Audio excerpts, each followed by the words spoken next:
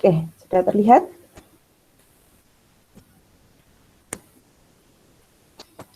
Nah, hari ini kita akan berbicara pada konteks aplikatif gitu ya.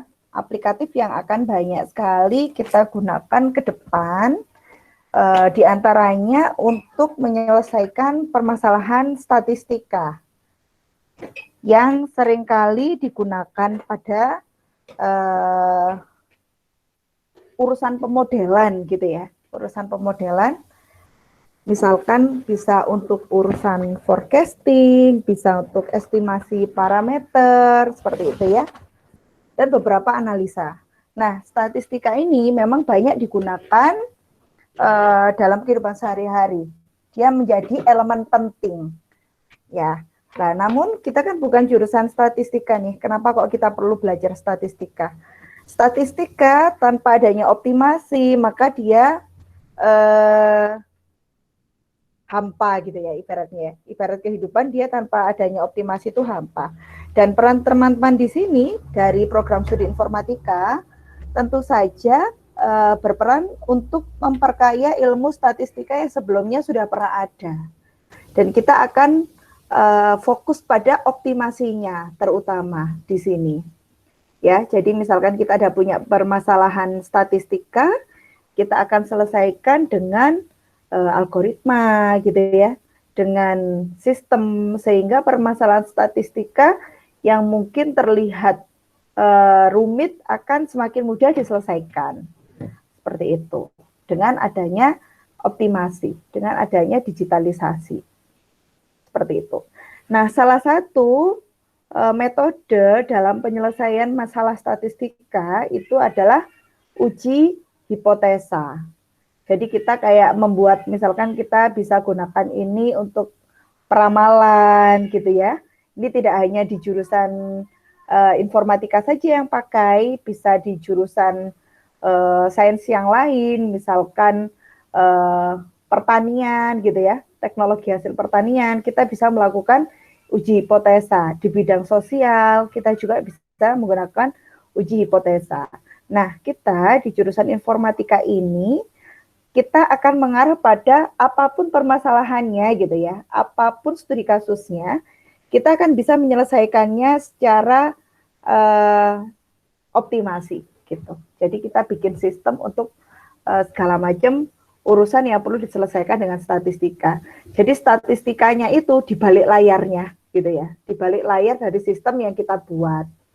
Misalkan nih pada ini skripsi mahasiswanya Bu Puji, misalkan kita akan menganalisis penyebaran COVID-19 gitu ya. Jadi kita membuat dua macam sih, web system dan juga mobile system, mobile programming ya. Jadi di sini dalam program itu kita itu bisa menghitung gitu ya, dengan sistem yang kita buat di balik layarnya, yaitu perhitungan statistika tadi, statistika dan matematik, kita bisa melakukan peramalan. Jadi misalkan saya pengen tahu nih penyebaran COVID-19 pada bulan Agustus misalkan. Dengan saya memiliki data di bulan Juni, Juli gitu ya misalkan. Saya ingin memprediksi di bulan Agustus, bisa Bu, bisa. Perhitungannya kita akan memanfaatkan statistika dan matematika ya. Namun yang kita tampilkan ke halayak gitu ya, yang kita tampilkan ke masyarakat umum itu adalah hasilnya saja. Jadi di sini ketika kita mengklik gitu ya, bulan Agustus apa yang keluar, oh nanti bulan Agustus ini di misalkan di Kabupaten Malang nanti akan ada penyebarannya sejumlah yang positif sekian, yang negatif sekian, yang meninggal sekian, seperti itu ya. Di kabupaten apa gitu ya misalkan, dengan memanfaatkan data pada bulan-bulan sebelumnya. Bu, apakah hasil ini akurat? Ya belum tentu saja bukan ya, tidak, tentu saja tidak. Karena dalam statistika kita juga belajar yang namanya error. Jadi kemungkinan error itu pasti ada dari sebuah peramalan. Nah, bagaimana kita melihat peramalan tersebut bagus atau tidak gitu ya? Kita lihat apakah errornya besar atau kecil. Semakin kecil errornya, maka model yang kita pilih dan diselesaikan secara statistik tadi sudah bagus dan dapat diaplikasikan. Seperti itu. Ya. Jadi ketika teman-teman bertanya-tanya, ngapain sih aku ini jurusan informatika, kok belajarnya matematika, statistika gitu ya. Karena seperti itu. Jadi orang informatika pun ketika dia tidak bisa menyelesaikan permasalahan secara statistik dan matematis, akan kesulitan untuk membuat sistem. Dan sebaliknya, orang statistik atau matematik pun jika dia tidak bisa membuat sistem, maka dia tidak bisa menampilkan hasil perhitungan yang sudah dianalisis. Seperti itu ya. Seperti itu awalan dari saya. Lalu apa saja yang kita pelajari pada bab uji hipotesa ini gitu ya. Kita akan pendahuluan, lalu kemudian langkah-langkah dalam pengujian hipotesa. Hari ini kita hanya akan sampai sini aja. Jadi mengapa kita belajar uji hipotesa dan langkah-langkah pengujiannya itu seperti apa. Minggu depan kita akan membawa ke sini uji rata-rata sampel besar dan uji rata-rata sampel kecil, tidak menghidupkan ya. Ini besok kita akan belajar ke sini, besok jam 1. Dan minggu depan kita akan belajar ke sini, varians atau uji standar deviasi dan interval keyakinan dan pengujian hipotesis. Nah, jika sekiranya bekal yang sudah kita miliki ini sudah cukup kuat, maka kita akan berfokus pada TB ya, atau tugas besar. TB atau tugas ya, atau FP gitu ya, final project, yang akan menjadi poin utama nilai UAS statistika dasar di semester ini. Seperti itu. Jadi hari ini bahasanya agak ringan. Ya. Nah, tujuannya itu apa? Mengapa kok kita itu perlu mempelajari materi uji hipotesa tadi? Banyak tentunya. Di sini yang saya cantumkan ada 9 macam tujuan gitu ya, yang mungkin bisa saja ada lebihnya dan bisa ditambahkan oleh saudara sekalian. Yang pertama, kita perlu belajar ini supaya kita itu bisa memahami definisi yang digunakan dalam pengujian hipotesis. Ya, kita supaya tahu dalam pengujian hipotesis itu kita butuh definisi apa saja, kita menggunakan definisi apa saja, gitu.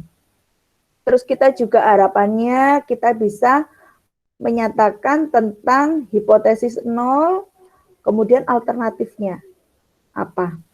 Apa sih hipotesis itu gitu. Saya yakin kalau teman-teman itu dari jurusan biologi, dulu itu saat saya SMA di biologi itu saya pernah belajar terkait uji hipotesa ini. Hipotesisnya apa, apakah benar atau salah gitu ya. Apakah tolak H0, apakah terima H0 gitu ya. Saat di biologi SMA sudah pernah ada seperti itu. Lalu kemudian karena kita kemarin sudah belajar tentang uji Z ya, uji Z, terus maka kita harapannya dengan mempelajari uji hipotesa ini kita bisa menemukan nilai kritisnya pada uji Z. Kalau kita pernah belajar kalkulus ya, kita akan tahu nilai kritis itu seperti apa gitu ya. Nilai kritis itu yang ujungnya sendiri kan ya. Kalau di kalkulus itu gitu ya, titik kritis gitu ya.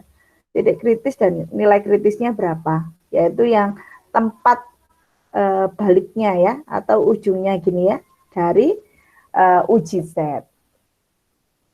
Lalu tujuannya kita juga bisa menyatakan 5 langkah yang digunakan dalam pengujian hipotesa.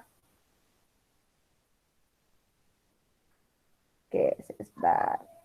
Oke, 5 langkah yang digunakan dalam pengujian hipotesa. Apa saja sih yang akan kita lakukan supaya kita bisa melakukan pengujian hipotesa? Nanti kita akan pelajari pada bab ini. Lalu kita juga harapannya bisa menggunakan alat uji ya, alat uji untuk sampel besar. Nanti kita akan mencoba menguji permasalahan permasalahan tentang yang menggunakan sampel besar. Sampel besar itu apa? Ya, yang contohnya itu banyak banget, bukan contoh ya, tapi data setnya itu banyak banget. Jadi misalkan kita akan mengambil sampel dari sebuah pengujian gitu ya. Yang saat ini kita berbicara tentang sampel besar itu misalkan kita vaksin gitu ya. Vaksin COVID-19. Apakah kita lihat apakah vaksin ini sudah bermanfaat dengan baik atau sudah tersebar dengan baik atau belum ya. Kita akan menggunakan pengujian kepada misalkan 2 juta rakyat Indonesia. Nah, dengan jumlah sampel sebesar 2 juta gitu ya, maka kondisi tersebut disebut sebagai sampel besar. Karena sampel yang kita ambil itu nilainya cukup besar. Seperti itu. Nah, bagaimana kalau sampel kecil? Sampel kecil ya berarti kebalikannya. Kita akan menggunakan nilai sampel dengan jumlah sampel yang tidak terlalu banyak. Maka kita sebut sebagai dia sampel kecil. Nah, di sini disampaikan kalau kita menggunakan sampel besar, kita menggunakan uji Z. Kalau kita akan memanfaatkan sampel kecil, maka kita bisa menggunakan uji T. Seperti itu. Lalu kemudian kita juga akan melakukan uji proporsi. Saya rasa beberapa minggu yang lalu kita sudah melakukan ya uji proporsi ini. Uji proporsi ini menggunakan uji Z dengan rumus-rumus kemarin yang sudah kita pelajari. Dengan jumlah sampel apakah kurang dari 30 ataukah lebih besar dari 30, kita bisa memanfaatkan uji Z ini. Lalu kemudian kita juga akan melakukan uji varians atau simpangan baku, ini untuk 3 pertemuan ke depan ya, bukan untuk pertemuan hari ini saja, tapi untuk 3 pertemuan ke depan, kita juga akan melakukan uji varians atau simpangan baku dengan menggunakan uji kuadrat di sini, chi-square, ya, menggunakan uji chi-square yang minggu lalu kita pelajari dan kita lambangkan dengan bentuk seperti ini.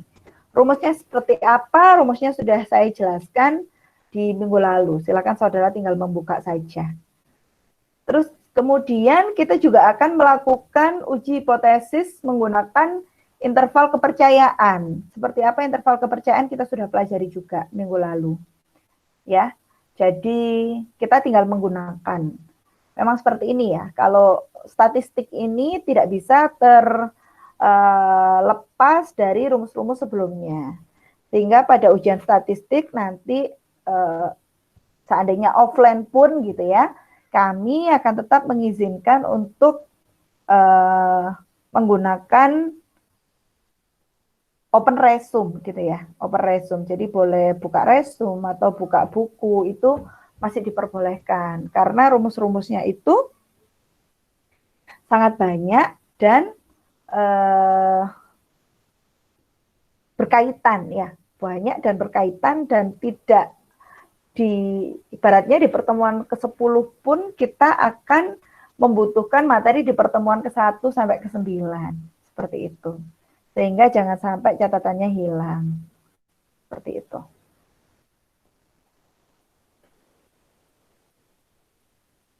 Sampai sini ada yang ingin ditanyakan?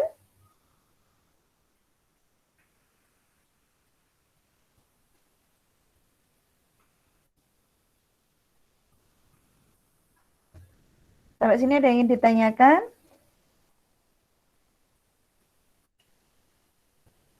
Cukup jelas, Bu. Cukup jelas, oke. Oke, selanjutnya, nah hari ini kita akan berfokus pada langkah-langkah pengujian hipotesis, gitu ya. Kita pelan-pelan akan belajar dan besok kita akan mencoba ke pengujian uji hipotesis yang besar dan uji hipotesis kecil. Yang pertama, hipotesis statistik definisinya adalah dugaan tentang parameter populasi. Ya. Jadi misalkan kita akan menganalisis masalah penyebaran COVID-19 gitu ya. Parameter apa yang kita gunakan gitu ya.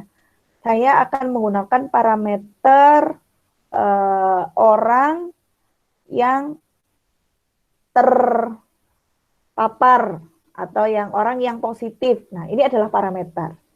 Atau saya mau pakai yang orang yang dinyatakan sembuh, itu juga parameter. Atau saya ingin membahas tentang orang yang dinyatakan meninggal karena COVID, itu juga parameter. Dan parameter itu kita yang tentukan karena kita yang akan lakukan analisis. Seperti itu. Nah, karena kita ini sudah menyampaikan bahwa hipotesis itu adalah dugaan, ya, maka dugaan ini ada kemungkinan benar, ada kemungkinan tidak benar, karena dia adalah dugaan. Ya. Lalu seperti yang saya sampaikan tadi, dugaan ini ada dua macam. Ada H1, ada H0 gitu ya. Hipotesis 0, biasanya lambangnya dengan H0, adalah hipotesis statistik yang menyatakan bahwa tidak ada perbedaan antara suatu parameter dengan nilai tertentu atau tidak ada perbedaan antara dua parameter. Misalkan, saya akan menganalisis penyebaran COVID-19 untuk pasien meninggal. Parameter A, pasien yang meninggal berjenis kelamin laki-laki. Untuk parameter B, pasien yang meninggal berjenis kelamin perempuan.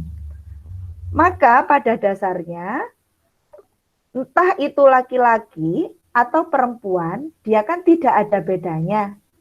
Gitu ya. Maka inilah yang disebut bahwa tidak ada perbedaan antara dua parameter pada H0. Kemudian H1 itu adalah hipotesis alternatif. Hipotesis alternatif yang dilambangkan dengan H1 tadi adalah hipotesis statistik yang menyatakan perbedaan spesifik antara suatu parameter dan nilai tertentu atau yang menyatakan bahwa ada perbedaan antara dua parameter. Misalkan, pada penyebaran COVID-19, saya akan ambil parameter A. Parameter A itu adalah pasien yang meninggal. Parameter B adalah pasien yang dinyatakan positif. Ini kan ada perbedaan ya. Yang positif belum tentu yang meninggal karena COVID. Ya gitu ya. Yang meninggal ini intinya orangnya pun juga berbeda, jumlahnya pun juga berbeda. Maka dia yang disebut hipotesis alternatif. Lambangnya adalah H1. Bu, adakah contoh yang lain? Tentu saja banyak sekali contoh yang kita bisa ambil pada permasalahan ini. Ini hanyalah contoh yang menggambarkan bagaimana sih Bu kita memilih parameter. Bagaimana kita melihat bahwa ada dua parameter yang berbeda atau malah parameternya sama saja. Itu yang bagaimana. Nah, ini ada contoh gitu ya, langkah pengujian hipotesis. Seorang peneliti medis tertarik untuk mengetahui apakah obat baru akan memiliki efek samping yang tidak diinginkan. Nah, misalkan ini ada sebuah perusahaan farmasi yang dia baru mengeluarkan obat baru, lalu dia ingin melihat apakah dia itu efek sampingnya itu diinginkan atau tidak diinginkan, gitu ya. Nah, peneliti sangat memperhatikan denyut nadi pasien yang minum obat. Jadi, peneliti medis tersebut mencoba meminumkan obat tersebut kepada pasien gitu ya.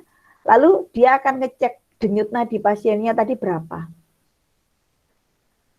Apa hipotesis untuk menguji apakah denyut nadi itu akan berbeda dari denyut nadi rata-rata? Ini adalah denyut nadi manusia dewasa normal, ini rata-rata 82 denyut per menit gitu ya. Nah, kita bisa melakukan tes dua sisi. Tes dua sisi itu apa? Kita ya akan melihat H0-nya, kita akan melihat juga H1-nya.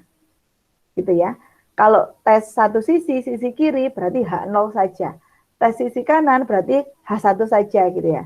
Kalau tes dua sisi, maka kita akan berfokus pada H0 dan H1. Nah, di sini karena yang akan kita cek ya, yang akan kita cek apakah memiliki efek samping yang tidak diinginkan gitu ya.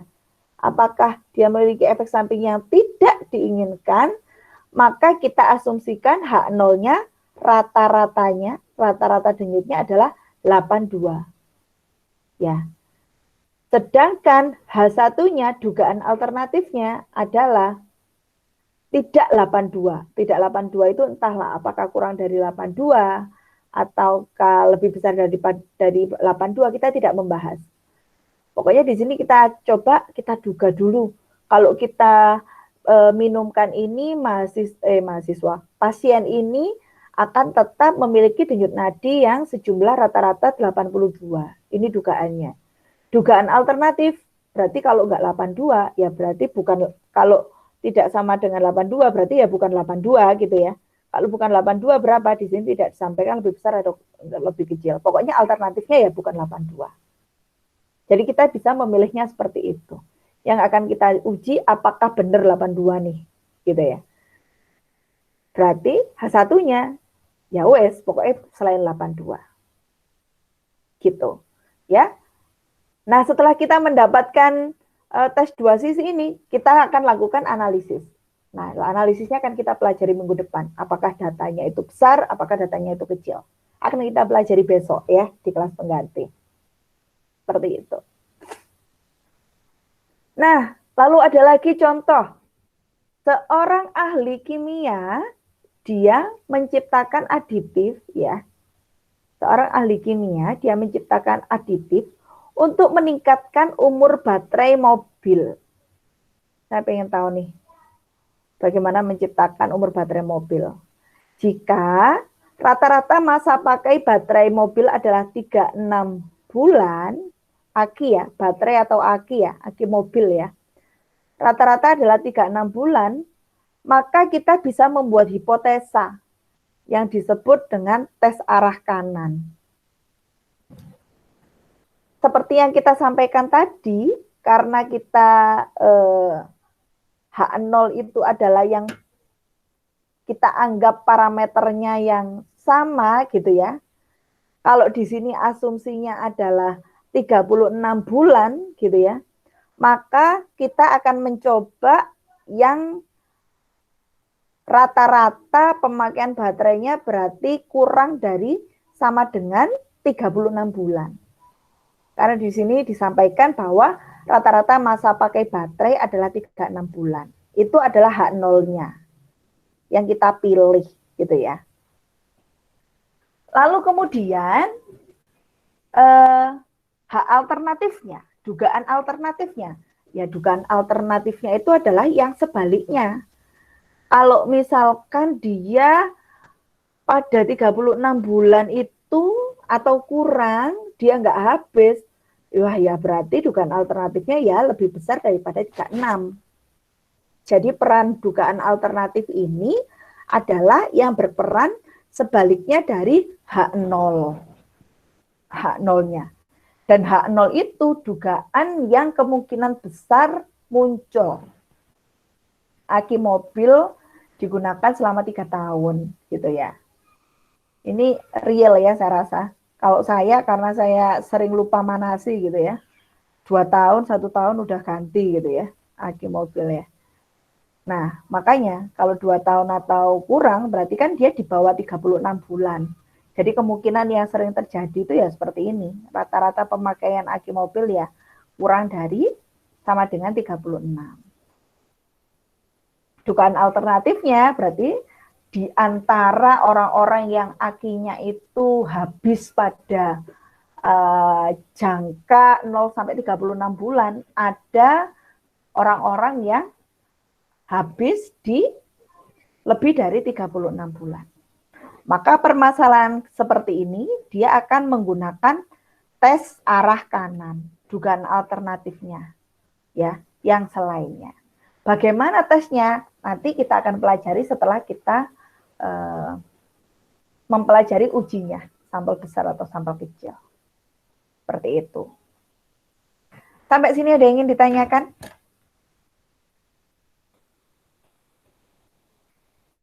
Sampai sini ada yang ingin ditanyakan?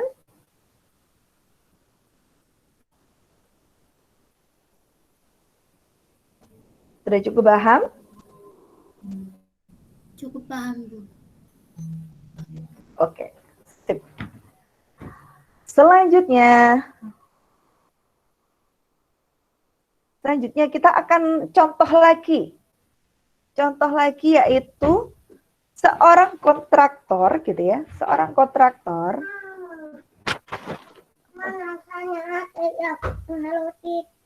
di tempat bermain. Ya apa? Ada. Mana kak? Dicari sendiri sama kakak. Katanya Caca tak tahu. Tahu. Nanti cari dulu. Oke, maaf ya, sponsor ya. Oke, saya ulangi lagi. Astagfirullahaladzim. Mama hajar dulu ya. Kakak mau itu tuh bilang. Ya, diambilkan. Ambil. Oke, saya ambil ke contoh ketiga. Contoh ketiga, seorang kontraktor, ya, dia ingin menurunkan tagihan pemanas dengan menggunakan jenis isolasi khusus di rumah. Ya, jenis isolasi khusus di rumah. Jika rata-rata tagihan pemanas, ya, ini saya juga pakai pemanas ini di rumah ya. Jika rata-rata tagihan pemanas bulanan adalah $78, maka kita bisa membuat hipotesis tentang biaya pemanas ya. Kalau sudah kita sebut dengan tes arah kiri gitu ya. Tes arah kiri ini adalah dilakukan untuk hipotesis alternatifnya. Jadi jika dia tolak H0, maka hipotesanya benar gitu ya. Makanya kita sebut tes arah kiri. Maka kita bisa buat hipotesa. Maka H0-nya kita pilih rata-rata, kalau rata-rata pemanas bulanannya adalah $78, jadi bisa kita anggap karena kita menggunakan tes arah kiri, jadi kita buat rata-ratanya lebih besar daripada $78. Sedangkan untuk dugaan alternatifnya, kita pilih H1-nya adalah rata-ratanya kurang dari $78. Seperti itu. Makanya kita akan melakukan tes alternatif. Ya, apakah dia tolak atau terima gitu. Ya. Dan yang kita coba H1-nya, makanya dia disebut sebagai tes arah kiri.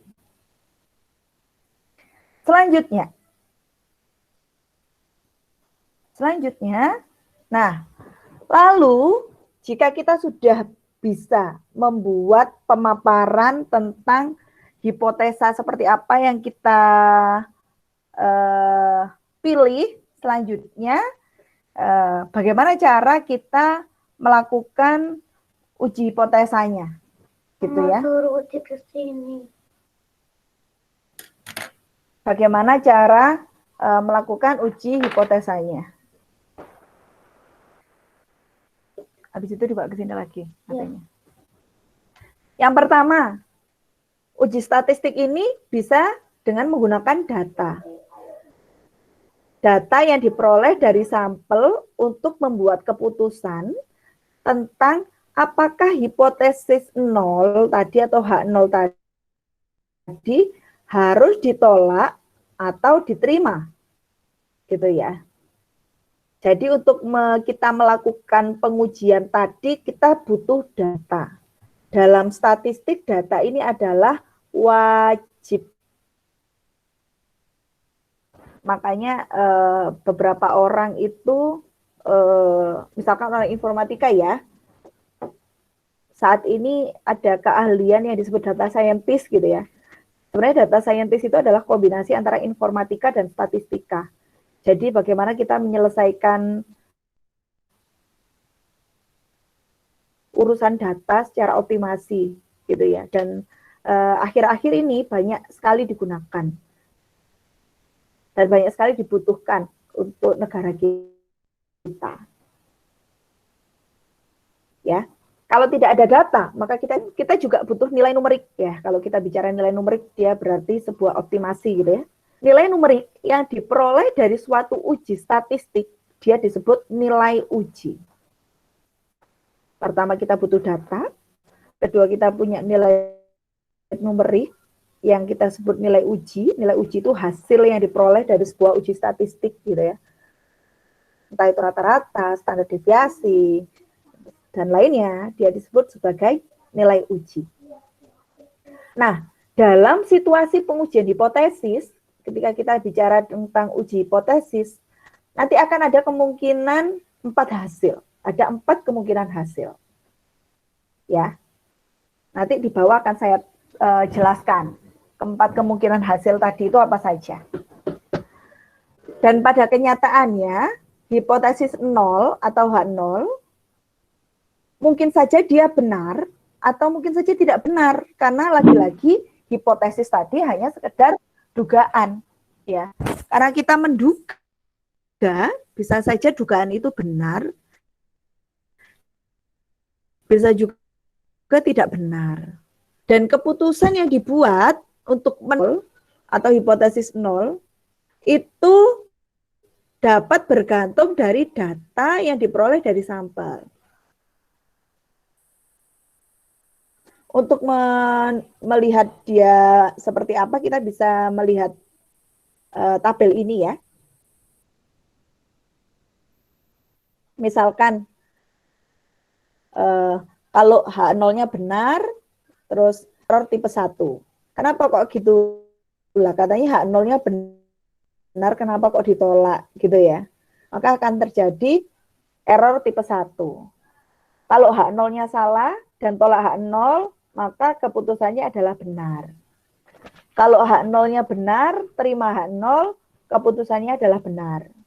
Tapi kalau H0-nya salah, tapi dilakukan terima H0, maka akan terjadi error tipe 2.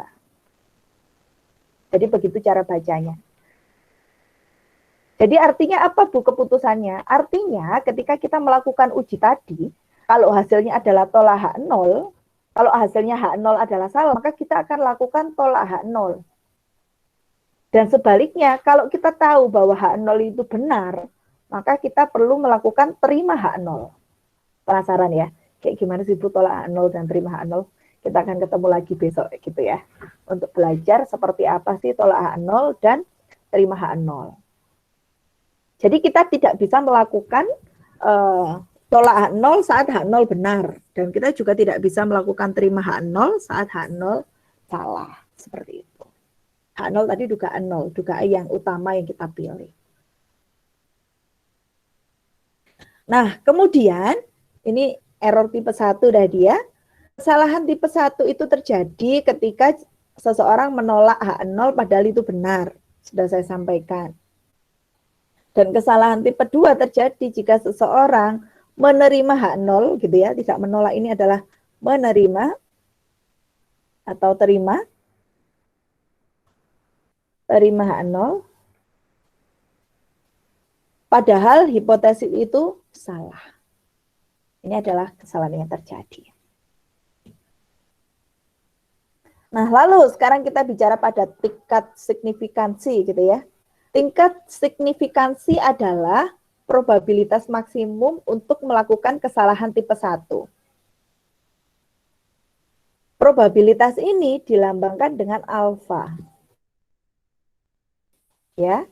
Jadi kesalahan tipe 1 probabilitasnya atau peluangnya kita lambangkan dengan alfa. Sedangkan kesalahan tipe 2 yaitu yang apa tadi, kesalahan tipe 2 lupa saya. Terima H0 padahal hipotesis itu salah gitu ya. Maka kita bisa memanfaatkan probabilitasnya dengan lambang beta seperti itu.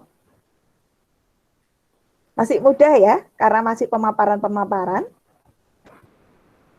Lalu kemudian, nah, tingkat signifikansi tipikal gitu ya. Bisa saja tingkat signifikansi error itu kita bisa memilih 0,1, 0,05, atau 0,01.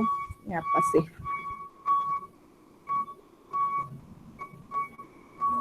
Itu ada terkelewat ya. Misalkan nih kita bicara terjadi sebuah error tipe 1 alias alfanya sama dengan 0,1. Ada peluang 10% untuk menolak H0 yang benar.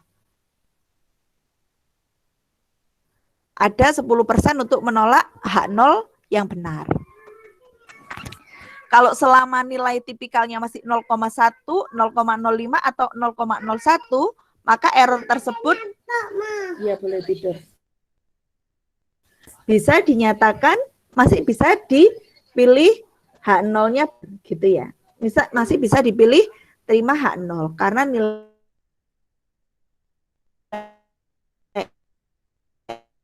errornya masih kecil, tidak valid ya, itu besar.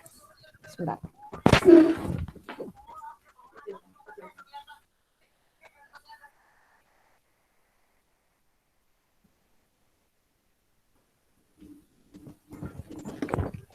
Seperti itu ya.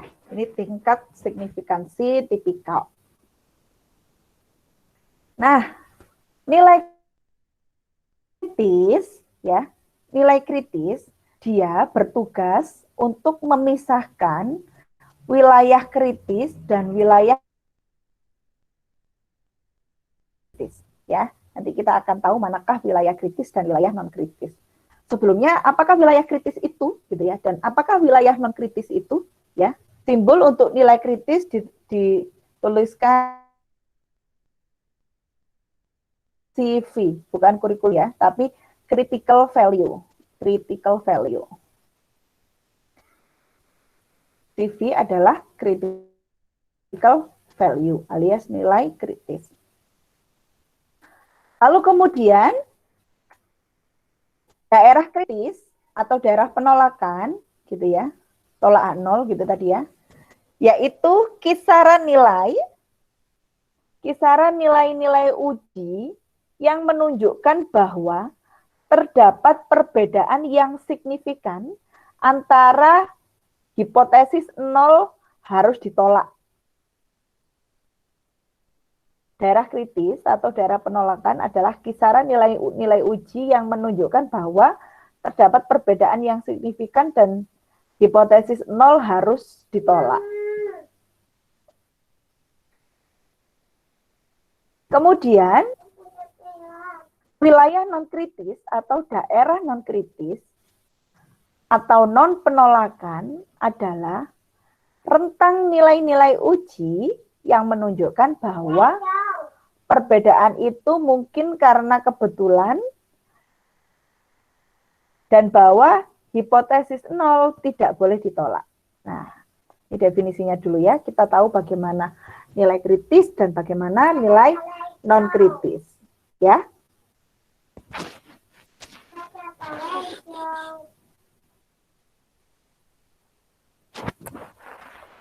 Seperti itu. Mungkin kita akan lebih jelas ketika kita sudah memegang data, lalu kita lakukan pengujian. Ya. Lalu, kemudian, di awal saya sempat menjelaskan terkait uji kanan dan uji kiri gitu ya. Uji satu arah. Uji satu arah, entah itu uji kanan atau uji kiri. Uji satu entah kanan atau kiri menunjukkan bahwa hipotesis nol harus ditolak ketika nilai uji berada di daerah kritis di satu sisi rata-rata. ya. Jadi kalau di salah satu sisi itu ada daerah kritis gitu ya, nilai ujinya itu berada di daerah kritis, maka kita harus melakukan tolak H0 ya, tolak H0. Entah itu di kanan atau di kiri. Kita lihat kasusnya terlebih dahulu. Sedangkan, nah misalkan ini contohnya. Misalkan kita memiliki nilai kritis, misalkan alfanya sama dengan 0,01. Misalkan kita akan lakukan uji arah kanan. Kita lihat uji arah kanan, berarti di sebelah kanan errornya tadi adalah 0,01 ya. Errornya 0,1, berarti critical region-nya itu ya ini, daerah region-nya ini. Mari ya, kita akan melakukan uji Z berapa ngitungnya ya. Kita akan hitung nilai yang non kritik.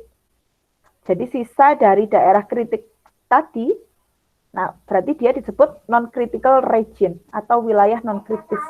Bagaimana kita menghitungnya? Kita sudah pernah belajar menghitungnya ya. Kita bisa cek tabelnya ya. Kita akan menghitung yang nilai yang non kritis ini tuh berapa gitu ya. Nilai kritisnya itu berapa, sehingga kita bisa menemukan Z-nya berapa nanti. Seperti itu. Saya yakin penghitungannya sudah tahu dari beberapa pertemuan yang lalu. Bisa disetel lagi videonya, ya. Lalu kemudian, uji arah kiri seperti apa? Maka kalau kita bicara uji arah kiri, berarti nilai kritisnya adalah di sebelah kirinya tadi ya. Berarti minus, karena di daerah kiri itu minus. Dan daerah kritis itu berada di sebelah kiri dari min 2,33. Nggak ada gambarnya di sini ya. Jadi misalkan kita gambar gini ya. Gini ya. Ini min 2,33 critical value ya. Kalau yang ini non critical value. Seperti ini. Ya. Bagaimana kita menghitung critical dan non-critical value, silakan nanti dibuka rekaman yang sudah pernah saya sampaikan sebelumnya. Bagaimana kita menghitung nilai Z. Ini, kita bisa memanfaatkan tabel distribusi normal, ya. Dengan berapa nilai Z-nya. Sampai sini ada yang ingin ditanyakan?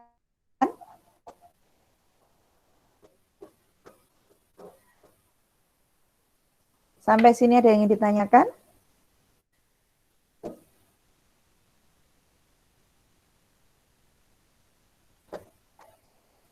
Sampai sini ada yang ingin ditanyakan? Belum ada, Bu. Suara saya belum ada, oke. Oke. Kalau gitu saya lanjutkan yang dua arah, ya. Misalkan kita mencari nilai kritis untuk alfa 0,01 pada uji dua arah. Dalam uji dua sisi atau dua arah, gitu, hipotesis 0 atau H0 dia itu harus ditolak ketika nilai uji berada di salah satu dari dua wilayah kritis. Saya ulangi, pada uji dua arah atau uji dua sisi, H0 dia itu harus ditolak jika nilai ujinya berada di salah satu dari dua wilayah kritis. Entah itu misalkan wilayah kritisnya sebelah sini dan sini, ya. Kedua-duanya ini harus ditolak, misalkan gini, bukan kedua-duanya. Nanti nilai ujinya belum tentu ada di keduanya. Misalkan nilai ujinya di sini gitu ya, maka di sini harus ditolak. Atau nilai ujinya di sini, maka harus ditolak. Ya. Nilai uji yang berada dalam critical point, maka dia ditolak, alias H0 ditolak. Tolak H0. Seperti itu. Contoh, ini ada. Nah, ini ya. Misalkan nilai kritisnya alfa adalah 0,01, kita bisa gambarkan kurang lebih seperti ini ya. Misalkan seperti ini. 0,01 itu berarti kita akan menghitung alfa per 2-nya ya, seperti yang kita pelajari kemarin. Kalau alfa per 2 berarti alfa dibagi 2, yaitu di kanan adalah 0,05, di kiri adalah 0,05, berarti kita letakkan di kiri 0,05 dan di kanan 0,05 ya. Makanya di sebelah kanan 0,5 dan sebelah kiri 0,05, dia disebut critical region. Ini juga kita sebut critical region. Dan selebihnya, selainnya, ya. Nah, ini kita bisa tahu ya, di bawah 0,05 ini berapa Z-nya, ternyata sekian, dan sebelah kanannya ternyata sekian.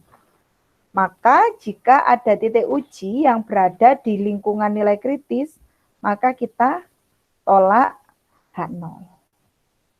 Tolak H0. Apa artinya tolak H0? Hipotesis yang kita dugakan itu tidak kita pakai. Berarti kita pakai yang dugaan alternatif. Seperti itu. Kurang lebih seperti itu pemaparan terkait teori uji hipotesa. Mungkin selanjutnya nanti kita akan lakukan pembahasan pada data gitu ya. Kita langsung pakai data dan kita akan mencoba menyelesaikan. Nah, sampai sini ada yang ingin ditanyakan?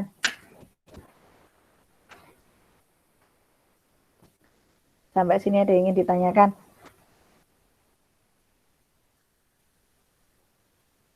Masih muda ya?